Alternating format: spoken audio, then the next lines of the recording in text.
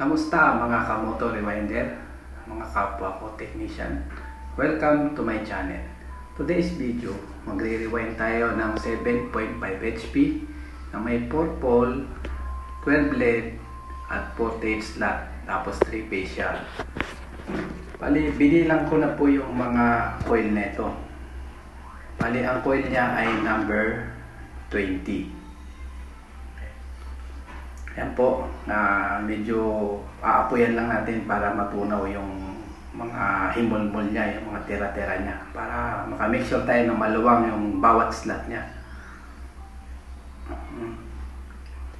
Tapos niyan, lalagyan natin ng ipe-prepare na natin yung mga mylar niya para may suksok natin sa mga bawat slot. Yan na. Lalagyan na natin ng mylar. Kaya po tayo naglalagay ng mylar niyan sa bawat slot na yan para maiwasan po natin ang masugatan ng mga magnet wire. Maiwasan natin ang grounding, yung mga body grounding na yan. Kasi dyan madaling nasisira ang rewind. Kung minsan, baliwala yung pag-rewind dahil grounded nga siya o may sugat yung mga magnet wire niya. Isa yan sa paraan para tumagal ang ating mga nire-rewind na motor. Patapos na po. Tapos pinrepair ko na rin yung magnet wire na naikot ko na siya. Bali, sasalpak na lang po sa bawat slot. Ito po yung magnet wire, yung sukat niya. Sukat na. Tapos, mga sir, ayan, ito po yung pattern ng 3-phase natin na 4 pole. Ayan po. 7.5 HP, 12 LEDs.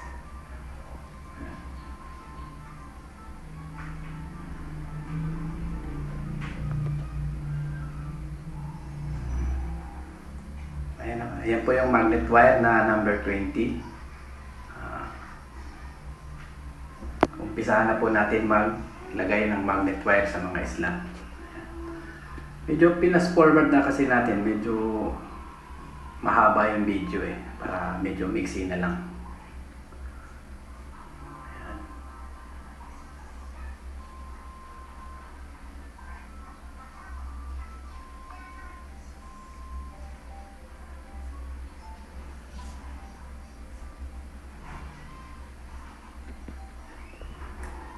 Purple po yan.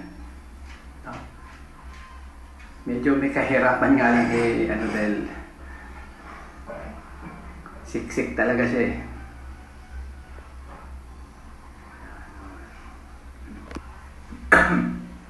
Yan po, yun. Bali, yan po yung kalahati ng mga na-rewind ko. Yan. Patapos na po yan. Okay.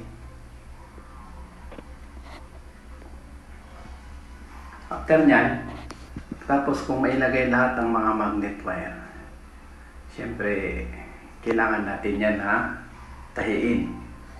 Ayan. Para ma-fix natin ng maayos ang magnet wire.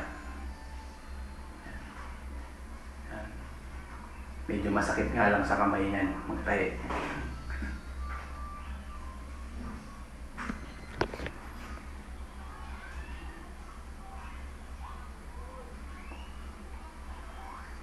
Pasensyahan nyo na yung boses ko kasi medyo namamalat ako ngayon Bali, patapos na ito. After po kasi niya natin matahi, ipipix natin sa tamang pwesto yan para ma-make sure, maipasok natin ng maayos.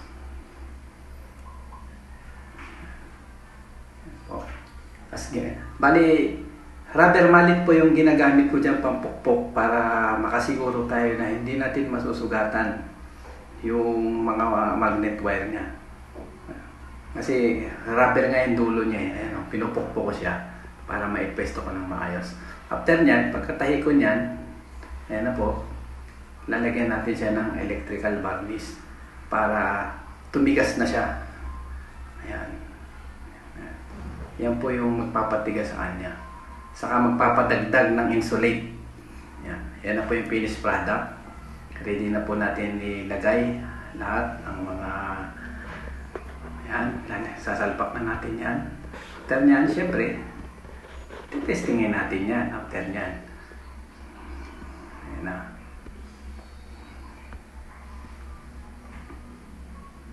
Yan, 12 blades po yan. Pwedeng 440, pwedeng 220. Alin niya. Pwedeng Y delta. Ayan yung pattern.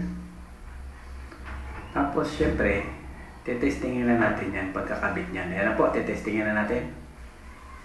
Ayan. Okay. Yung, kita nyo, di ba? Manda. That's it. Salamat mga ka-rewinder.